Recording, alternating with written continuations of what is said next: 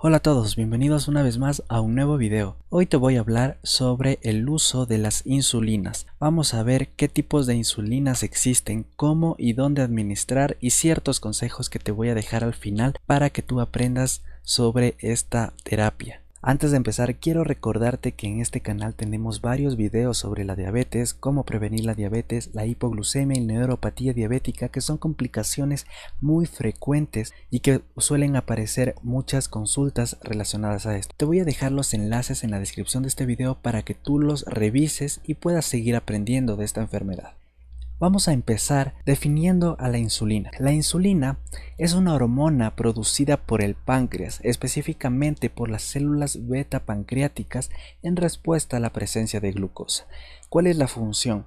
Esta hormona permite la entrada de glucosa a la célula y evita que se acumule en sangre. Les he traído esta imagen que va a representar bastante fácil la función que tiene la insulina en nuestro cuerpo. La insulina va a ser como esta llave que permite abrir la puerta. Asimismo, la insulina va a permitir la entrada de la glucosa a la célula y de esta forma evita que toda esta glucosa esté acumulada en la sangre. Evita, por lo tanto, la hiperglucemia, que es una de la característica principal de la diabetes. Como sabemos, las insulinas son de los medicamentos más importantes que existen en la actualidad para el manejo adecuado de la diabetes. Estas insulinas tienen ciertas características que les voy a hablar en este momento. Entre las características se encuentra el inicio, el pico y la duración.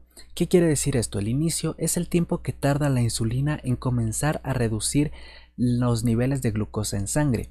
El pico es el momento, es el tiempo en el que la insulina alcanza su máxima acción, su máxima potencia. Y la duración es el tiempo total que mantiene la acción en el cuerpo. Es decir, cuánto tiempo permanece activa, permanece trabajando la insulina dentro del cuerpo. Teniendo en cuenta estas características, en el mercado vamos a encontrar varias insulinas. Les he traído este cuadro como ejemplo en el que vemos que existen 4 grupos de insulinas. Tenemos las insulinas de acción ultra rápida. ¿Por qué se llaman así?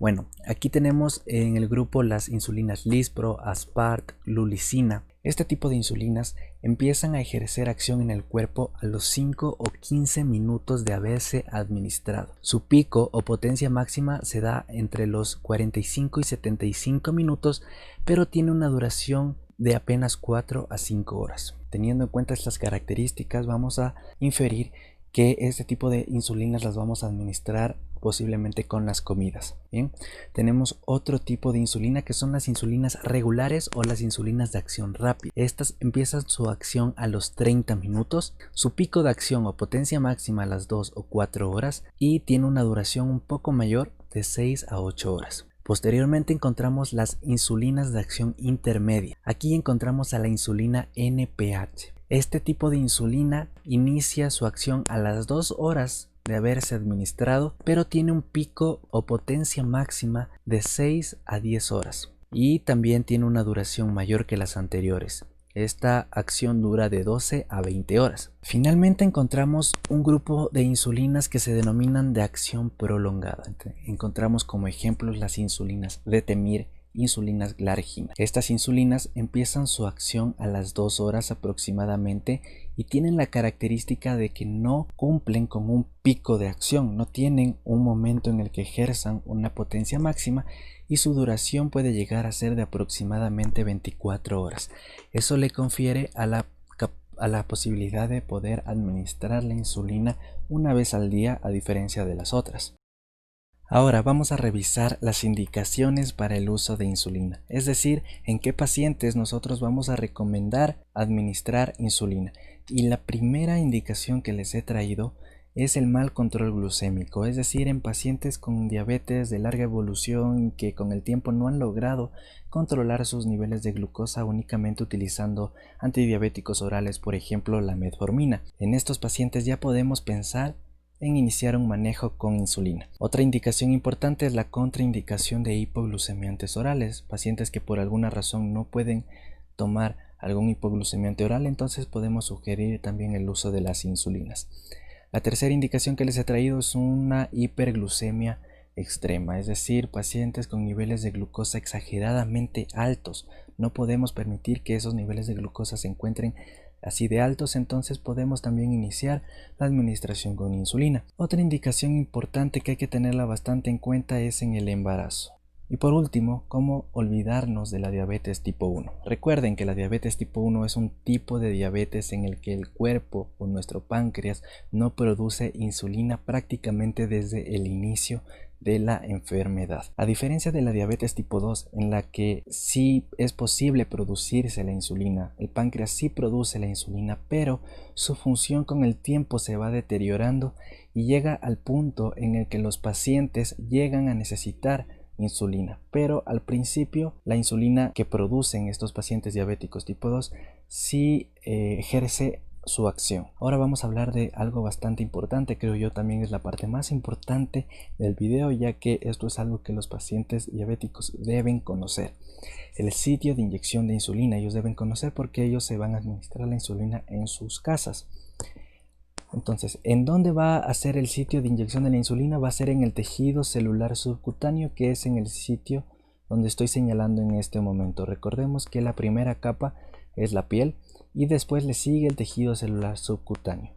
Como sabemos, la aguja de la insulina no es muy grande y es precisamente porque no queremos que la insulina llegue al músculo, ¿sí? Porque eso alteraría la administración, alteraría el efecto que tiene la insulina en el cuerpo. Bien, conociendo esto también les he traído un esquema en el que resalta los sitios en donde usualmente se puede administrar la insulina. Estos sitios están ordenados de mayor a menor absorción, siendo el sitio de mayor absorción el abdomen, después los brazos, muslos y glúteos, pero en cualquiera de estos sitios es posible administrar la insulina. Ahora vamos a hablar acerca de los pasos que se deben seguir para poder administrarse la insulina de forma correcta. Y el primer paso que hay que cumplir es el lavado correcto de las manos. ¿Sí? Una vez que tengamos nuestras manos limpias, es importante también haber ajustado la dosis correcta. Y este segundo paso es el paso más importante, ya que con este paso o logrando ajustar la dosis correcta, nosotros podemos evitar que el paciente se complique con una hipoglucemia. Como sabemos, la causa más frecuente de hipoglucemias en diabéticos es una dosis incorrecta de algún fármaco como la insulina. Les hice un video acerca de la hipoglucemia con sus síntomas, cómo prevenir esto en este canal, así que les recomiendo ver. Les voy a dejar aquí arriba también este video para que lo vean. Una vez que ya hayamos ajustado la dosis correcta, vamos a inyectar por vía subcutánea. ¿Sí? Recordando la imagen que les presenté anteriormente, no debe la aguja infiltrar hacia el músculo. Una vez que ya logremos inyectar por vía subcutánea, vamos a esperar con la aguja adentro 10 segundos. Bien, no debemos retirar la aguja inmediatamente, sino hay que esperar 10 segundos y pasados esos 10 segundos retiramos la aguja y presionamos sin frotar. Ahora, hablando de la técnica de inyección, les había mencionado que es muy importante que la aguja llegue al tejido celular subcutáneo. ¿Y cómo logramos esto? Haciendo un pequeño pellizco. Como ven, los dedos agarran únicamente la piel y el tejido celular subcutáneo.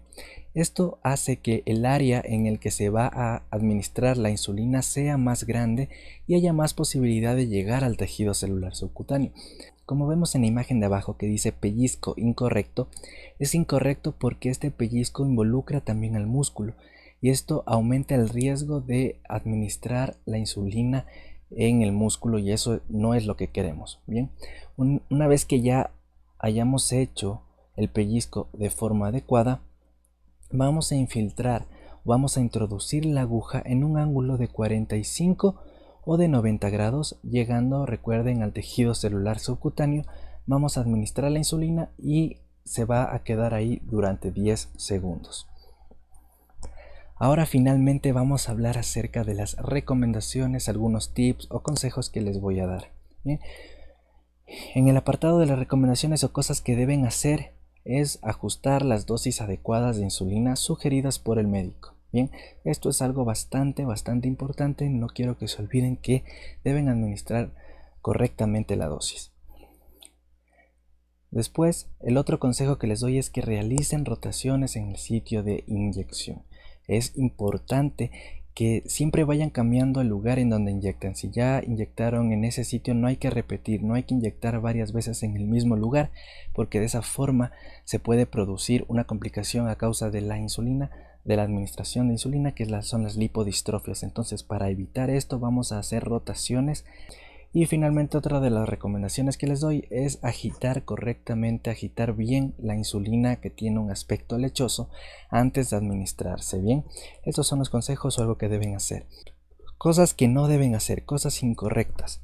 No administrarse más insulina de la indicada. Esto es algo bastante importante. Debemos seguir las órdenes como las da el médico, las dosis correctas. No hay que administrar más veces de las que el médico no recomendó. También otra cosa que no hay que hacer es dejar de comer después de haberse inyectado la insulina. Bien, entonces una vez que la persona se inyecta la insulina, es importante recomendar que se alimente inmediatamente. Y otra cosa también errónea es cuando no cambian la aguja de inyección, ya que esta puede obstruirse. Y bueno amigos, eso es todo por el momento. Espero que este video te haya sido de mucha ayuda. Si te gustó el video, apóyame con un like, suscríbete al canal, activa la campanita, ya que de esa forma YouTube te avisa cuando he subido un nuevo video y tú puedas seguir aprendiendo. Cualquier duda o sugerencia, déjamelo en el panel de los comentarios. Yo voy a estar muy atento. Eso es todo. Hasta la próxima.